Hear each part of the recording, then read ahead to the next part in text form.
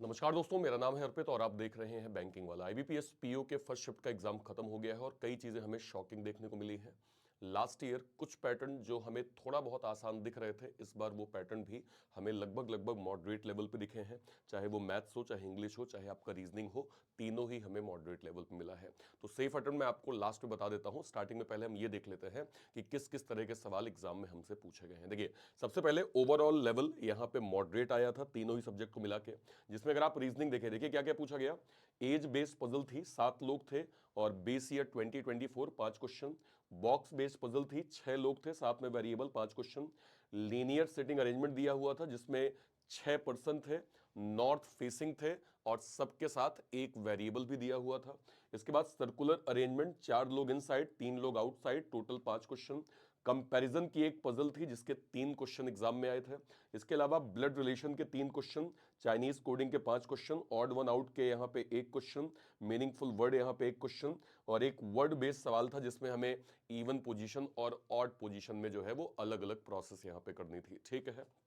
इसके बाद अब जब हम बात करेंगे इंग्लिश की, तो इंग्लिश में RC 9 number, single fillers 5 question, sentence rearrangement 5 question, error spotting 4 question, misspelled word 5 question और मिसलेनियस पैटर्न के 3 क्वेश्चन हमें इंग्लिश के देखने को मिले। जब हम बात करेंगे मैथ्स की, table DI 6 question, line graph DI 6 question, wrong number series 5 question, caselet के 3 क्वेश्चन, अप्रोक्सीमेशन के 5 क्वेश्चन और अर्थमेटिक पैटर्न के यहां पे टोटल 10 क्वेश्चन पूछे गए थे और ये लेवल भी अपने आप में अच्छा खासा मॉडरेट था। तो ओवरऑल अगर मैं सेफ अटेम्प्ट की बात करूं कि फर्स्ट शिफ्ट के बाद हमें यहां पे सेफ अटेम्प्ट क्या देखने को मिल रहा है, तो आप यहां देख सकते हैं कि जो इंग्लिश था जो कि 30 क्वेश्चन का था, इसमें लगभग लगभग 17 से 19 एक कॉमन बच्चों ने यहां पे आंसर किया है। 17 से 19 लगभग लगभग बच्चों का अटेम्प्ट है, हालांकि इससे ज्यादा भी है, बट ये एक कॉमन जो है वो नंबर हमें देखने को मिला।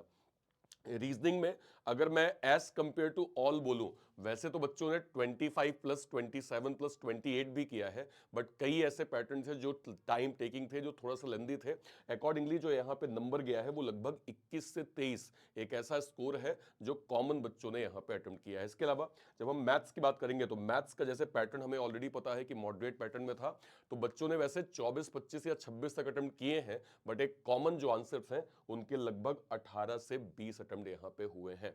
तो अगर मैं सेफ अटेम्प्ट फर्स्ट शिफ्ट की बात करूंगा, तो लगभग 55 से 61 एक ऐसा नंबर है, यानी 60 से 62 के आसपास का आप एक नंबर बोल सकते हैं जो कि अभी सेफ अटेम्प्ट जा रहा है। अभी हम सारे शिफ्ट को बहुत अच्छे से गौर करेंगे, उसके बाद जो है वो आपको एग्जैक्ट पूरे दिन के एनालिसिस और एक एक्सपेक्टेड सेफ अटेम्प्ट्स कल के लिए क्या हो सकता है या कट ऑफ क्या हो सकता है, इस पे हम डिटेल बात करेंगे। तो जिनका भी एग्जाम सेकंड शिफ्ट में, थर्ड शिफ्ट में, फोर्थ शिफ्ट में है, इस डेटा को बहुत अच्छे से एनालिसिस कर लीजिए। अकॉर्डिंगली आपको एग्जाम में जो है वो अपना अटेम्प्ट करना है। ध्यान रखिए, पीओ लेवल का पैटर्न है तो थोड़ा सा लेंदी हो सकता है, उसके लिए आप निश्चिंत रहें। आपके अटेम्प्ट्स एक्यूरेट होने चाहिए। पीओ लेवल पे एक्यूरेसी बहुत मैटर करती है, इसका फायदा सीधा सीधा आपको आपके एग्जाम में होगा। ठीक है। जिनका भी फर्स्ट अटेम्प्ट में एग्जाम हो गया है, देखिए अभी मैं एक चीज कहूंगा, डेटा के आधार पे कहूंगा, अभी तो हम बाकी एनालिसिस करेंगे, उसके बाद और डिटेल में आपको बताएंगे। अगर आपके अटेम्प्ट्स 50 प्लस 55 प्लस हो रहे हैं, तो आप अभी से, चूंकि आपका एग्जाम हो गया है, मेंस की तैयारी जो है वो करना स्टार्ट कर दीजिए। और मेंस की तैयारी इसलिए मत करिए कि नहीं आईबीपीएस पीओ जो है वो मेरे इतने अटेम्प्ट्स हैं। मेंस जब आप पढ़ते हैं तो आपके हर, जैसे एनआईएसीएल एओ का भी मेंस लगा है, फिर आपका एसबीआई पीओ एसबीआई क्लर्क का एग्जाम आएगा, तो जब आप मेंस पढ़ते हैं तो ये हर एक एग्जाम में आपको प्रॉपर काम आता है। तो अगले जो आपके शेड्यूल होंगे वो क्या होंगे, टाइम टेबल आपका स्ट्रिक्टली जो है वो मैनेज होना चाहिए।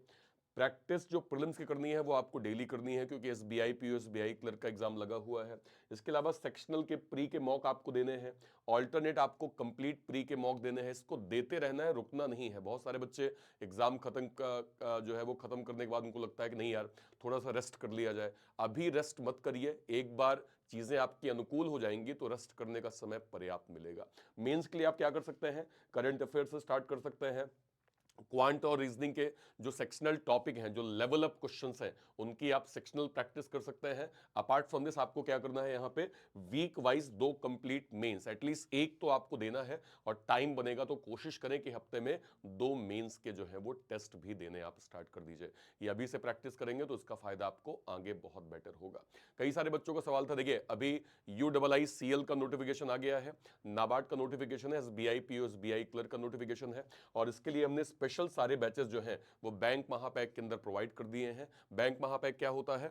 1 साल तक जितने भी banking, insurance, SEBI, NABARD, RBI जो भी नोटिफिकेशंस आएंगे उन सभी के बैचेस हम आपको यहाँ पे प्रोवाइड कर देंगे। तो आप इसको जरूर ज्वाइन कर लीजिएगा। इसमें सारी की सारी चीजें वन स्टॉप सोल्यूशन में आपको प्रॉपर मिल जाएगा।